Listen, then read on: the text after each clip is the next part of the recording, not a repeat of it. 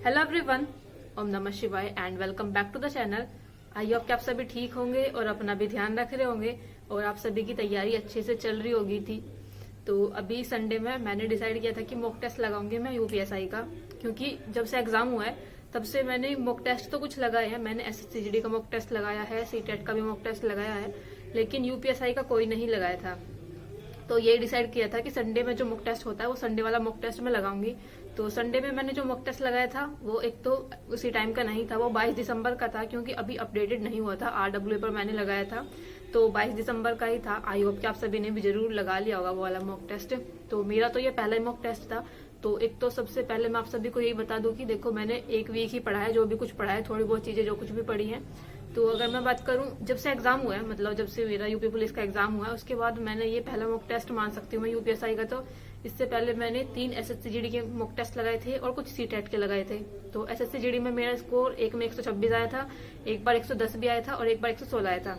तो ये 3 स्कोर रहे थे मेरे जब मैंने 3 बार अपना एसएससीजीडी का मॉक टेस्ट लगाया था।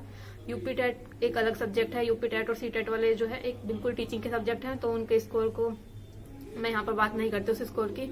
बाकी अगर मैं बात करूँ तो यूपीएसआई का मॉक टेस्ट लगाने के लिए मैं बहुत बहुत ज्यादा एक्साइटेड थी, बहुत ही टाइम से, कि एक बार देखते हैं कि किस तरह का पेपर आता है, किस टाइप के क्वेश्चन होंगे, कितने क्वेश्चन होंगे, कैसा टाइम के अंदर हम कर पाएंगे नहीं कर पाएंगे।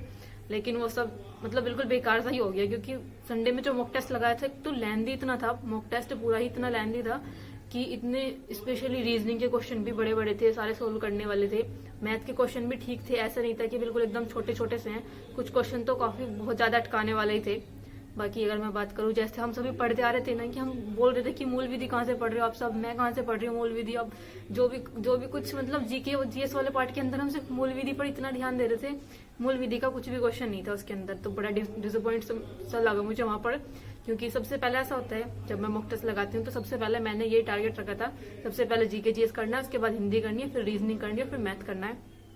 तो सबसे पहले जीके जीएस वाले पार्ट में मैंने जितना भी क्वेश्चन पढ़े, कहीं मूल विधि का कोई क्वेश्चन नहीं दिख रहा था, कहीं जीके जीएस का कुछ नहीं था, सब कुछ पॉलिटिक्स से सारे क्वेश्चन थे, हर एक क्वेश्चन किसी आर्टिकल से रिलेटेड था।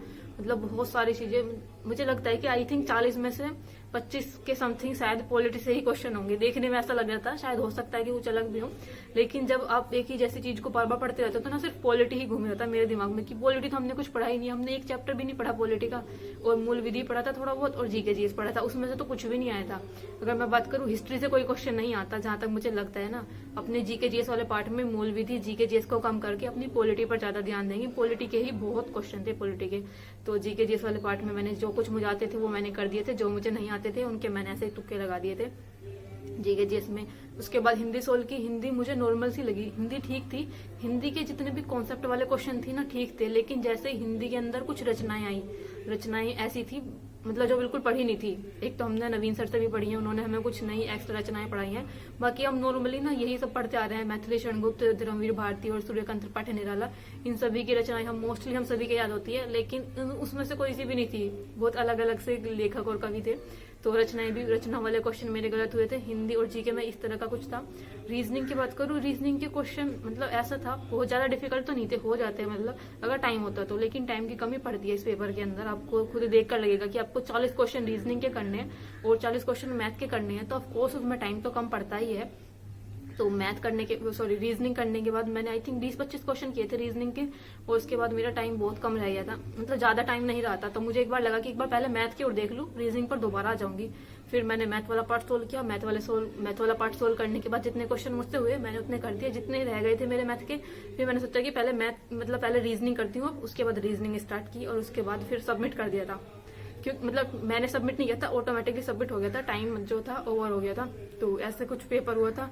और अगर मैं बात करूं, बस अभी तो फिलहाल अभी स्कोर की ही बात करते हैं। देखो, पहले टेस्ट का एक्सपीरियंस सच में मैं बहुत ही ज्यादा एक्साइटेड थी कि अपना पहला मॉक टेस्ट लगाऊंगी, अच्छे से करूंगी, बहुत ज्यादा। मतलब ऐसा है कि यूपीएसआई के लिए अभी पढ़ा तो कुछ ज्यादा नहीं है, अभी एक वीक भी नहीं हुआ पूरा सही से, क्योंकि अभी आप देखोगे तो डे 5 का ही टारगेट चल रहा है हमारा, तो अभी एक वीक भी कंप्लीट नहीं हुआ है। लेकिन फिर भी मैंने एक ये टारगेट रखा था कि एटलीस्ट 200 प्लस तो नंबर आने ही चाहिए, क्योंकि ऐसा नहीं है कि हम पहली बार ही पढ़ रहे हैं या हमने इससे पहले कभी मॉक टेस्ट नहीं लगाया या हमने कुछ सब्जेक्ट पढ़े नहीं है। मैथ, रीजनिंग, हिंदी और जीके जीएस पहले भी हमने कुछ ना कुछ कहीं ना कहीं तो पढ़ा ही होगा। तो इसलिए मैंने ये टारगेट रखा था कि एटलीस्ट 200 प्लस तो आने ही चाहिए। तो देखो मॉक टेस्ट में क्या हाल हुआ है। सबसे पहले मैं दिखा देती हूँ आप सभी को क्या क्या स्कोर रहा है, कौन से सब्जेक्ट के अंदर क्या स्कोर रहा है मेरा। टाइम भी मैं आप सभी को बता दूंगी। और भाई जिसको भी ऐसा लगता है ना कि देखो मैंने इधर साइड में पिक्चर भी लगा दिया, आप देख लेना, ये मेरा पहला ही मॉक टेस्ट था और ये मैंने मतलब संडे वाले दिन 12 साढ़े 12 बजे के समथिंग स्टार्ट किया था, तब मैंने अपना मॉक टेस्ट लगाया था। और उसके बाद मैं टाइम नहीं मिल पाया था इसका मुझे एनालिसिस करने का, तो इसलिए एनालिसिस मैं आज कर रही हूँ। तो अगर मैं बात करूँ, पहले कुछ क्वेश्चन की बात करते हैं, स्कोर की तो बाद में बात कर लेंगे, इतना कुछ खास स्कोर नहीं रहा मेरा। अभी आप सभी देखना, देखो हिंदी के अंदर एक क्वेश्चन था कि भाषा संवर्धनी सभा कहाँ स्थापित की गई थी। भाषा संवर्धन मतलब भाषा से रिलेटेड या इस तरह की जो सभाएं हुई थी, जैसे काशी नागरिक प्रचारणी सभा, इस तरह की कितनी सारी सभाएं पढ़ रखी है मैंने, लेकिन ये पहली बार पढ़ी थी तो मेरा ये क्वेश्चन गलत हुआ था। एक ये था कि कौन सा प्रत्यय हिंदी भाषा में बहुवचन के रूप में जाना जाता है। पहले मैं ओ ही लगाने वाली थी, लेकिन फिर पता नहीं मुझे क्या हुआ, मुझे ए लग रहा था कि जैसे बनता है ना कि मैंने कुछ वर्ड्स बनाकर देखे थे तो मुझे यहाँ पर ए लगा कि शायद ए भी हो सकता है। नदियों मुझे ऐसा लगा था जैसे हम नदियों बनाते हैं, नदी का नदियां बनता है वैसे तो, लेकिन नदियों बनाते हैं वो तिर्यक बहुवचन में जाता है, इसलिए मैंने बहुवचन के लिए ओ का यूज नहीं किया था। मुझे लगा ए वाला पार्ट ठीक होगा। जैसे आप सभी ने पढ़ी होगी, नवीन सर से हिंदी पढ़ी होगी, तो मोस्टली वो इस तरह से बताते हैं कि जब नदियों ओ लगा के जब हम बनाते हैं तो वो तिर्यक बहुवचन में जाता है, इसलिए मैंने ये सोचकर इसमें ओ चूज नहीं किया था, ए चूज किया था। तो ये वाला क्वेश्चन भी गलत हुआ। इसके बाद देखो एक ये क्वेश्चन था कि आलम्बनत्व धर्म का साधारीकरण होता है या पंक्ति किस विद्वान की है। मतलब कुछ पंक्ति हमने भी पढ़ी है लेकिन वो इन सब की नहीं है, कालिदास जी की पढ़ी है, कुछ महावीर प्रसाद द्विवेदी जी की पढ़ी है, लेकिन इन्होंने बहुत ही अलग ही डिफिकल्ट पूछा हुआ था, इसलिए मैंने तो राममूर्ति त्रिपाठी लगाया था। ये वाला क्वेश्चन गलत हुआ है क्योंकि मुझे नहीं लगता कि किसी ने पढ़ी होगी, मतलब इतना कि ये वाली पंक्ति किस विद्वान की है। तो बस ये वाला क्वेश्चन गलत था मेरा मैथ के अंदर। एक मैथ के अंदर ना, सॉरी हिंदी वाले पार्ट के अंदर एक इंग्लिश का क्वेश्चन आया हुआ था, इंग्लिश का वर्ड लिख रखा है, उसको पूछ रखा है कि इसका हिंदी में मीनिंग क्या होता है। तो देखो हिंदी के अंदर इंग्लिश का क्वेश्चन आया था। अच्छा, एक जी के जीएस के अंदर ना एक क्वेश्चन आया था कि एप्पल के वर्चुअल असिस्टेंट का क्या नाम है। तो किस किस को ये याद है कि ये मुदित भैया ने अपनी क्लास में कराया था, जब हमने यूपी पुलिस के टाइम पर उनकी क्लास ली थी, उसमें उन्होंने जितने भी ये थे ना कम्युनिकेशन से रिलेटेड जितनी भी चीजें कराई थी कि फेसबुक की स्थापना कब हुई, व्हाट्सएप की स्थापना कब हुई, ये सब चीजें कराई थी। और उसके बाद कुछ ऑनलाइन टेक्नोलॉजी वगैरह से रिलेटेड क्लास कराई थी, उसमें उन्होंने ये सभी के असिस्टेंट कौन से हैं, एप्पल का कौन सा होता है और एंड्रॉइड फोन के लिए कौन सा होता है, ये सब बताए थे। तो ये वही क्वेश्चन था, देखो अभी तक याद था थोड़ा सा। तो एप्पल के वर्चुअल असिस्टेंट का नाम सीरी था, ये हो गया था। एक क्वेश्चन था गणेश शंकर विद्यार्थी द्वारा प्रतिपादित पत्रिका का क्या नाम है। तो देखो मुझे बिल्कुल नहीं पता था कि इन्होंने कौन सी पत्रिका बनाई है, मतलब कौन सी पत्रिका इन्होंने संपादित की है। तो इसका मैंने सिर्फ ऐसे लगाया था कि चांद हम सब ने पढ़ा है, चांद एक तो इनकी है, महादेवी वर्मा जी की है, मतवाला आई थिंक इनकी है, सूर्यकांत त्रिपाठी निराला जी की है, और इंदु जो है किशोरीलाल गोस्वामी की है। इन तीन का मुझे पता था, लेकिन प्रताप का नहीं पता था, प्रताप किसके, इसलिए मैंने ये लगाया था। तो तुक्के सही मान सकते हैं इसको भी, बट एक तरह से सही था ये वाला क्वेश्चन मेरा। और इसमें एक था कि कली कथा वाया बाईपास उपन्यास के रचनाकार कौन है। तो ये भी मुझे नहीं पता था। एक तो सभी के नाम भी ऐसे थे कि मैत्रेयी पुष्पम होऊंगा, मैत्रेयी पुष्पा जी की कुछ कृतियां पढ़ी हैं, लेकिन बाकी जो तीन नाम है इनमें से कुछ भी नहीं पता था, इसलिए मैंने अलका सरावागी लगाया था। बट ये होपफुली मेरा ठीक हो गया हिंदी में। और इस तरह के क्वेश्चन थे जो मुझे जिनमें थोड़ा सा डाउट था, इसमें कुछ क्वेश्चन ठीक हुए हैं, कुछ क्वेश्चन गलत भी हुए हैं। एक ये क्वेश्चन था कि वीर रस में कौन से गुण की प्रधानता होती है। अगर मैं सही से बताऊं तो जो गुण लिख रखे हैं ना इन्होंने, इनके बारे में मैंने ज्यादा कुछ नहीं पढ़ा। स्थायी भाव पढ़े हैं हमने, संचारी भाव पढ़े हैं, लेकिन ये माधुर्य, प्रसाद, ओज ये सभी नहीं पता था। लेकिन कहीं ना कहीं मुझे ऐसा लग रहा था कि माधुर्य जो गुण होगा ये श्रृंगार रस से रिलेटेड होगा, प्रसाद का ऐसा ही था कि कुछ दूसरे रस से रिलेटेड हो सकता है, लेकिन ओज ही एक ऐसा लग रहा था आपको कि ये जरूर वीर रस से रिलेटेड हो सकता है। बाकी ये इस तरह का क्वेश्चन था ये।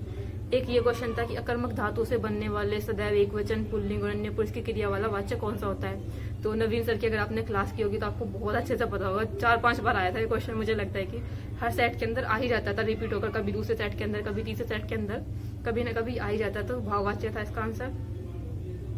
बाकी अभी अगर मैं बात करूँ तो देखो टोटल टाइम मेरा 2 घंटे 3 मिनट ये दिखा रहा है कि मेरा 2 घंटे 3 मिनट टाइम लगा है, जिसमें करेक्ट आंसर के लिए 36 मिनट लगे हैं, इनकरेक्ट के लिए 16 और अनअटेम्प्ट के लिए 1 घंटा 9 मिनट। तो सबसे पहले तो आप ये चीज देखो कि अनअटेम्प्ट क्वेश्चन के लिए 1 घंटा 9 मिनट कैसे लग सकती है।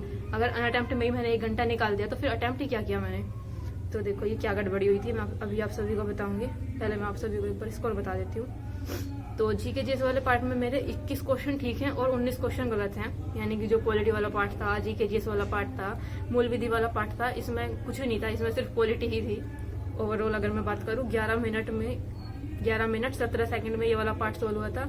21 क्वेश्चन ठीक थे और 19 क्वेश्चन गलत थे। इसके बाद अगर हिंदी की मैं बात करूं, हिंदी के अंदर मेरे 35 क्वेश्चन ठीक हैं, 5 क्वेश्चन गलत हैं। 11 मिनट का इसको मैंने टाइम लिया था। अब मैं इसमें यही टारगेट रखूंगी कि 10 मिनट के अंदर, मतलब 10 मिनट में मुझे जीके जीएस वाला पार्ट सोल्व करना और 10 मिनट के अंदर हिंदी सोल्व करनी है। तब जाकर मैथ और रीजनिंग के लिए सही से टाइम बच पाएगा, क्योंकि मैथ और रीजनिंग के आधे क्वेश्चन तो ऐसे भी रह गए थे जो बिल्कुल एकदम सही से सोल्व भी नहीं कर पाई थी। मतलब ऐसे ही बीच में ही मेरा जो था, मतलब टाइम से पहले मेरा सबमिट हो गया था, इसलिए मेरे क्वेश्चन अनअटेम्प्ट भी थे। तो हिंदी में मेरे 35 क्वेश्चन ठीक है, 5 क्वेश्चन गलत हैं। 11 मिनट का इसको करने में टाइम लगा था। और रीजनिंग के मेरे 22 क्वेश्चन सही हैं, 5 क्वेश्चन गलत हैं, 13 क्वेश्चन अनअटेम्प्ट हैं। और 1 घंटा 39 मिनट ये दिखा रहा है कि इसमें मुझे टाइम लगा है 1 घंटा 39 मिनट। और ये देखो मैथ वाले पार्ट में क्या हुआ है मेरे साथ। मैथ में 0 क्वेश्चन अटेम्प्ट है और 40 क्वेश्चन अनअटेम्प्ट, मतलब मैथ में कुछ अटेम्प्ट ही नहीं किया, ये दिखा रहा है। 8 सेकंड का इसमें टाइम दिखा रहा है। तो देखो हुआ गया था, मैथ वाला जब मैं पार्ट कर रही थी बीच में मेरा फोन आ गया था। मैंने फोन उठाया भी नहीं था, मतलब जैसे ही मेरा फोन बजना स्टार्ट हुआ था मैंने तुरंत उसको मतलब वो कर दिया था, रिजेक्ट कर दिया थी कॉल। उसके बाद भी मेरे मैथ के सारे क्वेश्चन अनअटेम्प्ट हो गए और मैंने देखा ही नहीं, क्योंकि मैथ करने के बाद मैं तो रीजनिंग पे चली गई थी। रीजनिंग के बाद मेरा वो अपने आप ऑटोमेटिकली सबमिट हो गया था टेस्ट। तो उसके बाद मैंने पीछे देखा ही नहीं कि मेरे कौन से क्वेश्चन अटेम्प्ट है नहीं है, क्योंकि एक बार आपने क्वेश्चन कर दिए, बार बार इतना टाइम नहीं होता कि आप बार बार जाकर देखो कोई क्वेश्चन अटेम्प्ट तो नहीं हो गया, कोई अटेम्प्ट तो नहीं हो गया।